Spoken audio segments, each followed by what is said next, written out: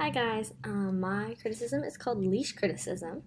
Um, this is based off of the modern phenomenon of cancel culture and how it affects writing. So this would be like what's included or what's not included based off of like an author holding back, or it can be historically like how a piece would have been affected or could have been affected by this modern phenomenon, and it also analyzes the author and their background based on what they did or did not include. Um, so first off, the song I chose was "Baby It's Cold Outside," which has actually faced backlash recently due to cancel culture because it does have a like very dark meaning underneath. It seems. One of the things is that it hints towards like rape because the two people singing are kind of going back and forth, and he doesn't want her to leave. And although she's persistent, like, I really think I should go, I need to leave, he's very persistent and says, no, you don't. Here's how, have another glass of wine. And in one of the lines, it does sound like he drugged her because she goes, well, what's in this drink? And he ignores the question.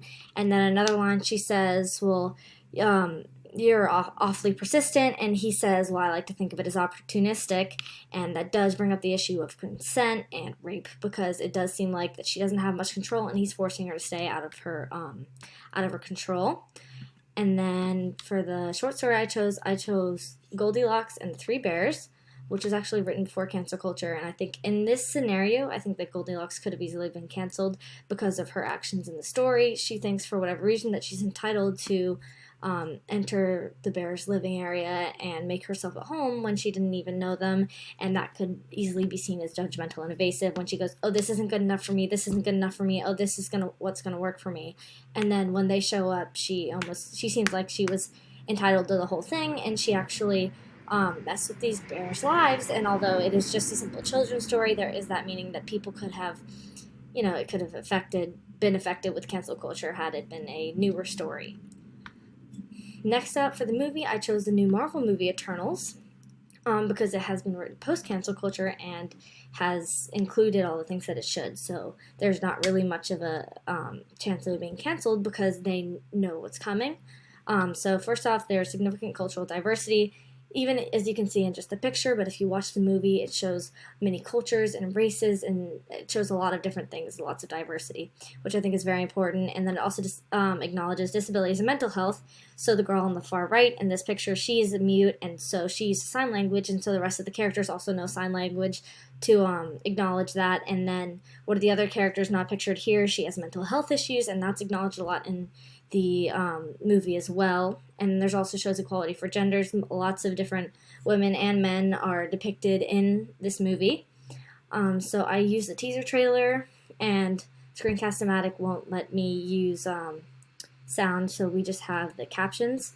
But as you can see here, it shows different cultures from the past, and that was the one who had mental health issues, and it shows different, like the world, and lots of diversity between all the characters. As you can see here, you can see all the different women and men that are all included in the movie, and so I think that's very important. Now if we go back to here, the next thing I chose was psychoanalytic criticism for my first theory, and I chose this one because I did use it to help me make my theory. So it does go into analyzing the author and the author's background, which I do think is important because it does go into how the author's background affected their writing, and however the author chose to write what they did.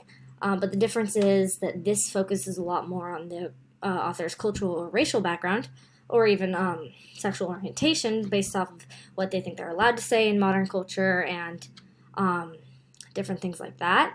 And it also is more focused on cancel culture than just saying oh, this author has mental health issues. It goes, okay, well, how has the author been affected, or how could they have been affected by this culture of trying to bring down people who are big in the media.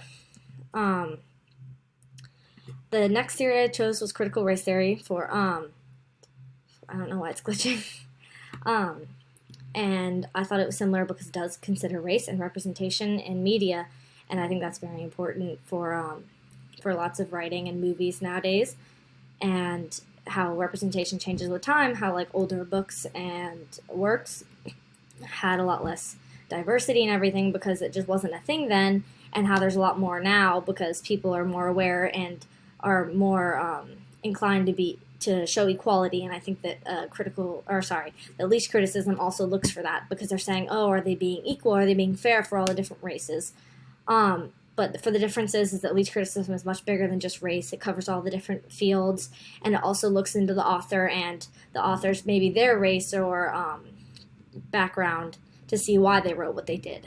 And then the third theory that I chose was feminist criticism, very similar to what I chose for critical race theory, because it shows representation for women and equality for women in the books, and like how that's also changed over time because obviously women's role in our society has changed over time. And then the differences again are very similar.